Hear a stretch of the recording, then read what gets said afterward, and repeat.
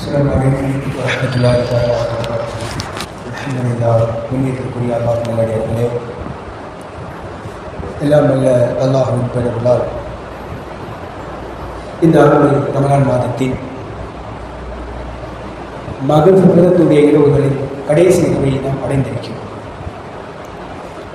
பாவமன்னிப்புக்காக அல்லாஹ் ஒதுக்கி தந்த நாட்களில் 20ஆம் இரவு கடைசி.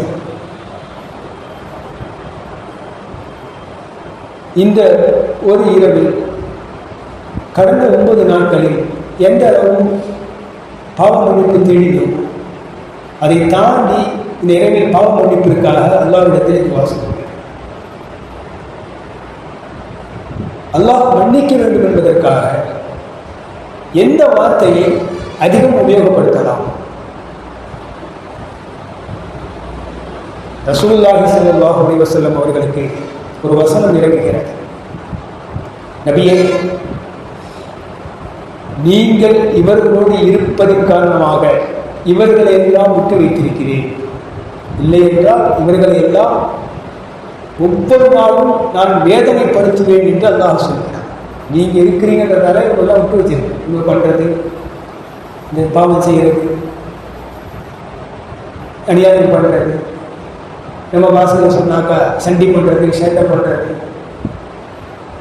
இப்படிப்பட்ட மனிதர்களை நீங்கள் இருப்பதினால் விட்டு வைத்திருக்கிறேன், இல்லை என்றால் இவர்களை நாளுக்கு நாள் வேதனைப்படுத்திக் கொண்டே இருப்பேன். காரணம், இப்படித்தான் இருந்த முன்பு வாழ்ந்த நபிமார்கள் காலத்திலெல்லாம் உடனே அடி விடும். தப்பு செஞ்சாரு, அவன் செஞ்சா பனிஷ்மெண்ட், குண்டோடு அடித்த கதையெல்லாம் திருக்குறானிலே இருக்கிறது. பெருமானாருக்கு கவலை வந்தது. நான் இருக்கும் வரைதான் என் உம்மத்திற்கு பாதுகாப்பா, நான் இறந்துவிட்டால் என் உம்மத்திலே என்னவாகும் என்று பெருமானார் கவலையோடு இருக்கும் போது திரும்பவும் பெருமானார் ஸல்லல்லாஹு அலைஹி வஸல்லம் அவர்களை ஆறுதல் படுத்த அல்லாஹ் வசனத்தை இருக்கின்றான். நீங்கள் இருக்கும் வரை, உங்களுக்கு பிறகு யார் இஸ்திக்ஃபார் ஓதுவார்களோ, இஸ்திக்ஃபார் ஓதக்கூடிய கூட்டம் இருக்கும் வரை உங்கள் உம்மத்தை நான் வேதனைப்படுத்த மாட்டேன் என்று அல்லாஹ் திருவசனத்தை இறக்கிவிட்டான்.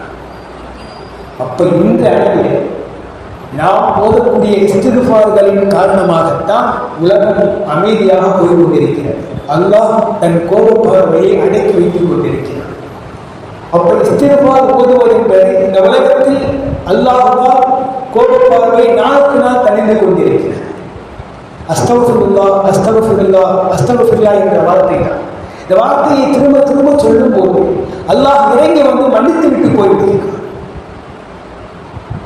உதாரணத்திற்கு நம் வீட்டில் நடக்கக்கூடிய சில நிகழ்வுகள், தன் பிள்ளை எதை ஆசைப்படுகிறானோ அதை வாங்காமல் விட மாட்டேன். அதை வாங்கி தரும் வரை அப்பாவை பார்க்கும்போது தான், வாங்கிட்டீங்களா, சாயங்காலம் வாங்கிட்டு வரும், சாயங்காலம் வரும்போது மறந்துட்டேன், கண்டிப்பாக காலை வாங்கி வரும்.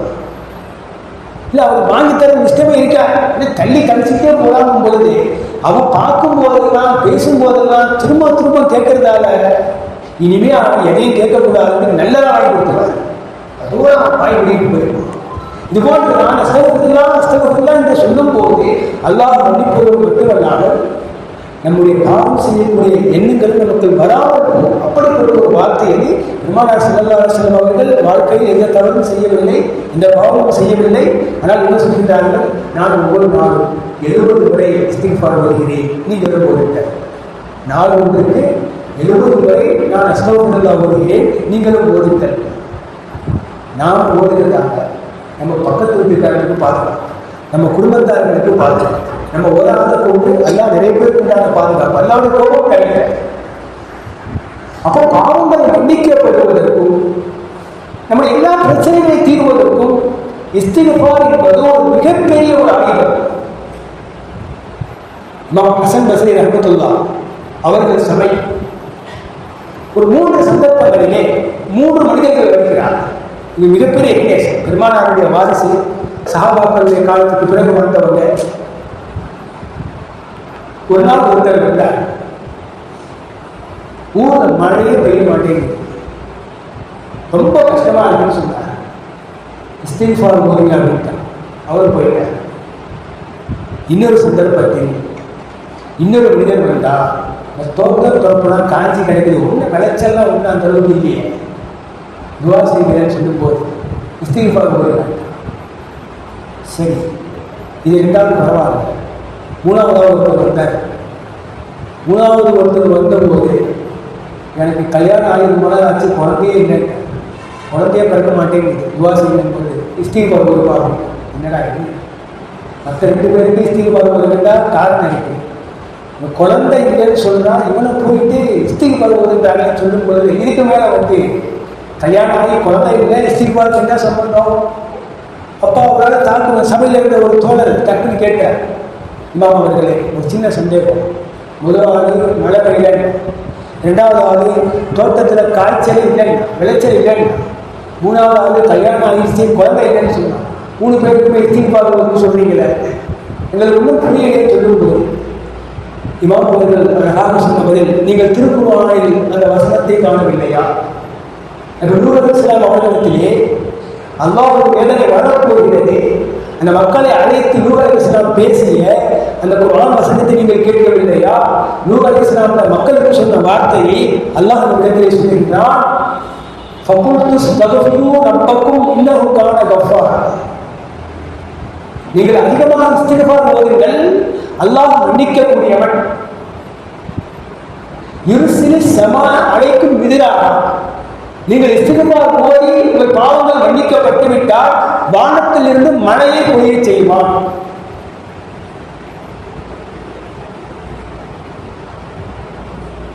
யுர்சிலு ஸமா அலைக்கும் மித்ராரா வயும்திதுக்கும் பி அம்வாலின் வ பனீன். இரண்டாவது வயும்திதுக்கும் பி அம்வாலின் வ பனீன், உங்களுக்கு பொருளாதாரத்திலேயும் குழந்தை விஷயத்திலேயும் உதவி செய்வான், குழந்தை பிறப்பதற்கும் உதவி செய்வான். ஜன்னாத்தின் அன்ஹாரா, நதிகளையும் தோட்டங்களையும் உங்களுக்கு விரைவாக ஏற்படுத்துவான், விசாலப்படுத்தி தருவான், விளைச்சலை அதிகமாக்கி தருவான். அந்த வசனத்தை பார்க்கவில்லையா என்று அங்கே இமாம் அவர்கள் சொல்லி காண்பிக்கின்றார். அல்லாஹ் என்ன சொல்கிறான்?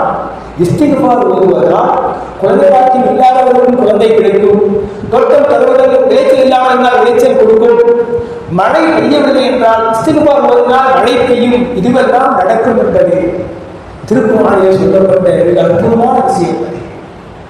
இஸ்திக்ஃபார் ஓதுவதனால் எல்லாவற்றிற்கும் தலைமை இஸ்திக்ஃபார். இஸ்திக்ஃபார் ஓதுவதனால் என்ன நடக்கிறது? அல்லாஹ்வுடைய கோபம் தணிகிறது, நம் தேவைகள் பூர்த்தியாக போகிறது. அதனால்தான் நாயகம் ஸல்லல்லாஹு அலைஹி வஸல்லம் அவர்கள் நாள் ஒன்றுக்கு 70 முறை இஸ்திக்ஃபார் ஓதுங்கள், அது இரவுக்கு போதும் என்றார்கள். அந்த வரிசையில் நாம் இந்த வகஃபித்துடைய இரவு கடைசி இரவிலே அதிகமாக இஸ்திக்ஃபார் ஓத வேண்டும், அதிகமாக இஸ்திக்ஃபார் ஓத வேண்டும். அஸ்தக்ஃபிருல்லாஹ் அஸ்தக்ஃபிருல்லாஹ் என்ற வார்த்தையை அதிகமாக ஓதுவோம். கடந்த 10 நாட்களில் நாம் கேட்ட இஸ்திக்ஃபார் துஆவின் காரணமாக நம்மை எல்லா பாவங்களையும் தவறையும் அல்லாஹ் தஆலா மன்னித்து நம்மை பரிசுத்தப்படுத்துவானாக. வாஹிரு தஅவானா வல்ஹம்துலில்லாஹி ரப்பில் ஆலமீன்.